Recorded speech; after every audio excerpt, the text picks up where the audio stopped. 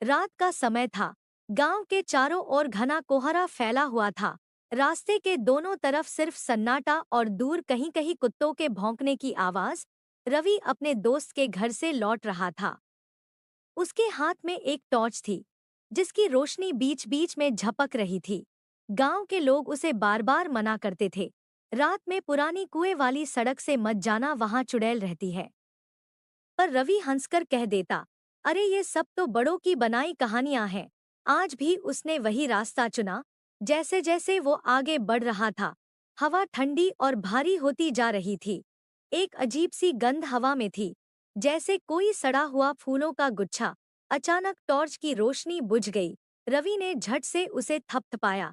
फिर रोशनी आई, पर अब उसके सामने कुछ हलचल सी दिखी।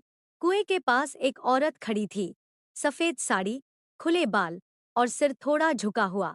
रवि ने घबराकर पूछा, कौन कौन हो तुम? कोई जवाब नहीं आया। वो धीरे धीरे उसकी तरफ बढ़ने लगी। उसके पांव जमीन को छू नहीं रहे थे, वो हवा में तैर रही थी। रवि पीछे हटते हुए बोला, मुझे जाने दो। और तभी औरत ने चेहरा उठाया। उसकी आंखें पूरी लाल थीं, जैसे जलते अंगारे, और उसका मुंह कानों तक फटा हुआ। वो चीखी, कुएं का पानी वापस कर दे। रवि का दिल तेजी से धड़कने लगा।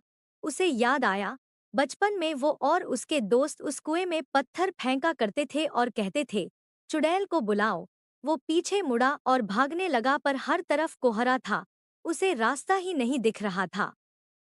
पीछे से वही आवाज बार बार गूंज रही थी, पानी वापस कर दे, पानी वापस कर दे।